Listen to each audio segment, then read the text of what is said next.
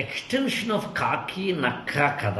యాక్చువల్గా నేను ఈ రీసెంట్గా ఏదో ఒక ఫంక్షన్కి వెళ్తే ఒక ఆయన గుర్తు రావట్లేదు, ఒక ఆయన ఈ కథ చెప్పారు. ఎస్ ఎస్ ఎస్ ఎవరు చెప్పారంటే తెలంగాణ సాంస్కృతిక శాఖ అధ్యక్షులు ప్రస్తుతం ఉన్న ఏనుగు నరసింహారెడ్డి గారు. ఆయన కవి, ఐఏఎస్ ఆఫీసర్ కూడా.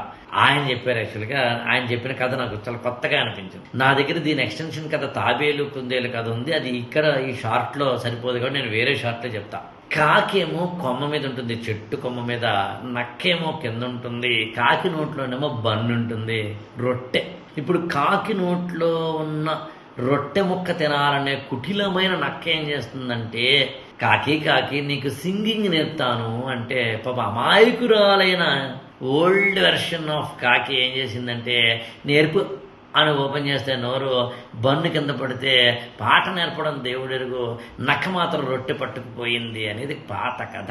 అప్డేట్ అయిన కాకి ఏం చేసింది ఇప్పుడు అంటే, నోట్లో ఉన్న బన్నునేమో తన కాలి కిందన ఇలా పెట్టి ఆపి, అప్పుడు అంటే తన బన్ను తన దగ్గరే పెట్టుకుని, ఇప్పుడు నక్కబావ సాంగ్ ఎలా సింగాలో నేర్పు అంటే, ఇంకేం నేర్పుతుంది?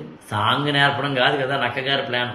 సరే, నక్క ఇంకా తెలివైంది. అసలు జిత్తులు మారి నక్క అని అందుకే అంటారు. యాక్చువల్గా నక్క ఇంకా తెలివైంది. అందుకని నక్క ఏం చేసింది అంటే, మళ్ళీ తిరిగి అయితే పని చేయి కాకి, ఈసారి నేను నీకు అసలు సాంగ్ కాదు డ్యాన్స్ నేర్పుతాను, 2 కాళ్ళతోటి ఎరగదీయచ్చు అంటే, తెలివైన ఆ కాకి, లేటెస్ట్ వెర్షన్ ఆ కాకి, అప్డేటెడ్ ఆ కాకి ఏం చేసిందంటే, తన కాలి కిందన ఉన్న ఆ బన్ను తీసుకుని నోట్లో పెట్టుకుని అప్పుడు డ్యాన్స్ నేర్పమంది. ఇప్పుడు ఇంకా తెలివైంది నక్క, సాంగ్ సింగడము డ్యాన్స్ 2 నేర్పుతాను ఏకకాలంలో అంటే, అప్పుడు పక్కనున్న మొగుడిని పిలిచి ఆ కాకి ఏం చేసిందంటే, ఈ బన్ను నీ చేతిలో పట్టుకుని ఉంచు, ఈ డ్యాన్స్ సింగింగ్ నేర్చుకుని వస్తాను అంది. తెలివితేటల్ని మనం తెలుసుకోవాలి, మనం పెంచుకోవాలి, అది మన బాధ్యత. తెలివితేటలు మనం పెంచుకోకపోతే నష్టపోయేది, మోసపోయేది మనమే అని చెప్పే లేటెస్ట్ వెర్షన్ ఇది. స్కూళ్ళు, కాలేజీలు, పెద్దలు, సమాజం, వీటన్నిటికన్నా మించి జీవితం అనే పాఠశాల, అనుభవాలనే పాఠాలు మనిషిని ఇవన్నీ నేర్చుకునేలా చేస్తాయి. అవి నేర్పకపోతే ఇప్పుడు నేను చెప్పిన లిస్ట్ అంతా తప్పు, ఎక్సెప్ట్ లైఫ్. ఎందుకంటే ఎప్పుడు నేర్చుంటుంది కాబట్టి.